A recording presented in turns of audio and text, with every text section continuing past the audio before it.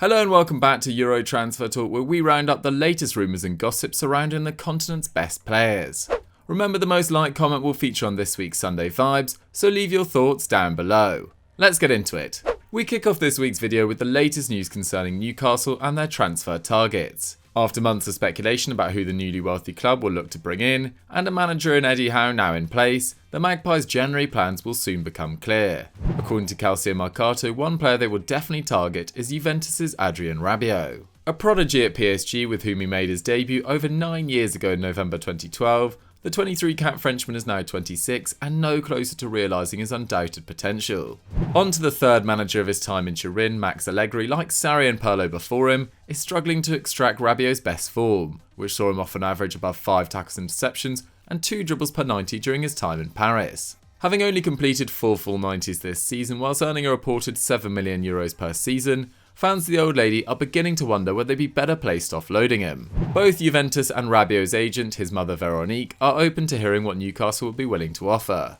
And Calcio Mercato claim that he could be signed for anything between €10 million and €15 million, and they'd definitely be willing to offload him in January. The 6'2" midfielder would certainly be an upgrade on Howe's below-par central midfield options. But we can't help thinking that Rabiot, with his reputation as a somewhat difficult personality, might not be the best signing for a club battling relegation. Newcastle fans, do you agree? And if so, who would you rather sign? Or would you be happy to see the 6-time league winner rock up on Tyneside? You know what to do. We head to Wolverhampton now, where Bruno Lage is loving life as manager of the West Midlands club. Just 2 defeats in their last 8 games have seen Wolves fly up the table, and they currently sit 8th, 4 points off 5th place Arsenal at the time of writing. A big reason behind their recent upturn in form has been the performances of Hwang Hee Chan, who joined on loan on the 29th of August after Lage's side lost their opening 3 league games. The 25-year-old South Korean international has quickly established himself in the starting 11, with 4 goals in just over 600 league minutes to date. This is great to see after a challenging campaign under Julian Nagelsmann at RB Leipzig last season, which yielded just 3 goals in 26 games in all competitions and none in the Bundesliga. Unfortunately for Wolves, their chances of signing him permanently have been dealt a blow by the fact Liverpool and Man City are rumoured to be interested in the 42-cap forward. Wolves currently have an option to buy Hwang next summer, but could look to seal a permanent move for him in January with the vultures circling. It's clear there is more to come from Hwang too. At the moment he's only averaging 0.9 shots and 0.3 key passes per 90,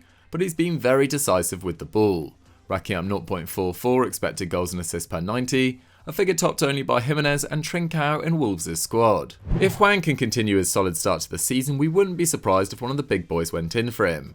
But having struggled for the most part since leaving RB Salzburg in July 2020, it's clear he needs to be consistent across the whole season. Wolves fans, how much would you guys be willing to spend on Hwang? Let us know down below.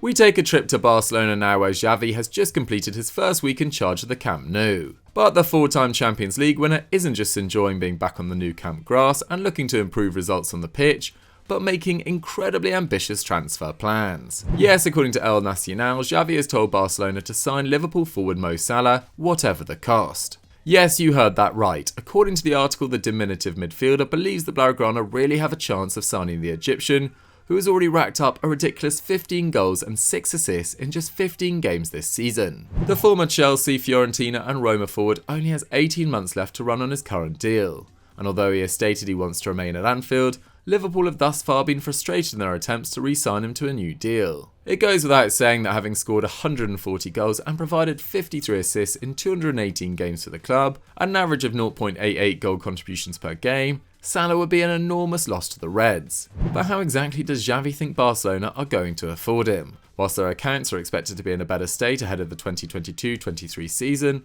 it seems highly unlikely that they'll be able to land Salah, who will cost at least €120 million.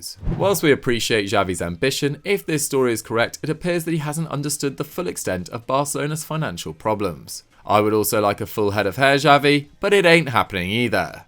We take a trip to Sassuolo in northern Italy now, where Domenico Berardi continues to make headlines. The 27-year-old Italian, who was part of Roberto Mancini's Italy squad that conquered Europe last summer, has contributed 5 goals and 3 assists in 10 league games for the Nerazzurri so far this campaign. This has taken his overall tally to 110 goals and 70 assists in 301 games for the club, or 0.59 goal contributions per game, Not bad for a right winger. Having interested the likes of Leicester throughout the summer window, Berardi is no stranger to the back pages of England's papers, and things could be about to hot up for him once again. That's because Sport Lens claim that Arsenal have joined the race for his signature, and they'll face competition from not only the Foxes but also Fiorentina. According to the article, Mikel Arteta is reportedly keen to strengthen Arsenal's quality in wide areas, and add some much needed competition on the right flank for Bukayo Saka, with Nicola Pepe struggling to make much of an impact on the current campaign, with 1 assist and 0 goals from his 7 Premier League games to date. Having contributed at least 20 league goals in 4 of the last 8 seasons, Berardi would certainly add some much needed attacking threat to a side that have only scored 13 league goals so far,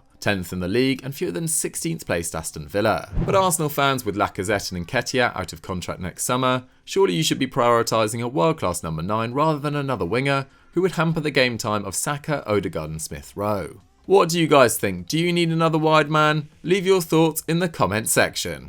It's fair to say that right now things are going pretty well for fans of Chelsea. Top of the league, 3 points clear of chasers Man City, and set to qualify into the knockout stages of the Champions League, having survived an injury to not only Lukaku but also Timo Werner, Blues fans can be confident they are set for a successful season. But one man who things aren't falling for right now is Hakim Ziyech. Signed by Frank Lampard ahead of the 2020-21 season, he seems like an odd fit for Tuchel's preferred 3-4-3 or 3-5-2 formations. He started just 2 league games this season and is believed to be keen on a move to secure regular first team football. Luckily for the 41-cap Moroccan, he has a very interesting possibility, with German publication Bild claiming that Borussia Dortmund are keen on a January move, with an initial loan deal being considered. This would seem to be a good move for all parties. Ziyech crucially gets his career back on track after starting just 35% of Chelsea's league games since his arrival, and Dortmund bring in a proven performer, with the right winger having scored 5 and assisted 7 goals in his final 17 Champions League games for Ajax prior to his move to West London. With Marco Rose struggling to improve Dortmund's notoriously shaky defence, if they are to stand any chance of competing with Bayern this term, they need their attack to bail them out.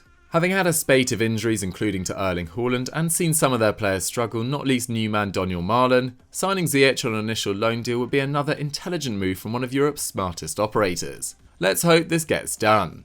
We wrap up this week's episode in Manchester, where Ole Gunnar Solskjaer is supposedly plotting his way out of the burning wreck of his managerial position by signing another defender. Yes, having signed Maguire, Wan-Bissaka, Telles and Varane whilst in charge of United, Ole believes that he needs another defender to strengthen his cause. According to Todo Fijais, the Red Devils are set to rival Chelsea for Jules Kounde's signature, and could be set to pay the Frenchman's €80 million release clause, with Sevilla's sporting director Monchi said to be scouring the market for a potential replacement. This appears to be a slightly confusing move from Man United. After spending a world record fee on Harry Maguire in July 2019, and bringing in 4-time Champions League winner Rafael Varane last summer, it seems bizarre that the club would be willing to fork out another €80 million on another centre-back. The article claims that Maguire's inconsistent form at the start of this season, admittedly whilst battling injury, has worried the United hierarchy. However, in our opinion, it would make far more sense to back their captain and use that €80 million to strengthen central midfield, an area of the pitch they have neglected for far too long with devastating consequences. And with Lopetegui Sevilla 1 point behind Real Sociedad at the time of writing, and boasting the division's best defence, they have a legitimate chance at a title this season, unlike United who find themselves 9 points behind Chelsea at this very early stage. What do you guys think? Is Kounde worth €80 million and should United look to buy him? So guys, that was Euro transfer talk for another week. What did you guys think of the stories? Will any of these actually come true? Please answer those questions in the comments down below. If you've enjoyed this video, please like it and leave a comment, and I'll catch you next time.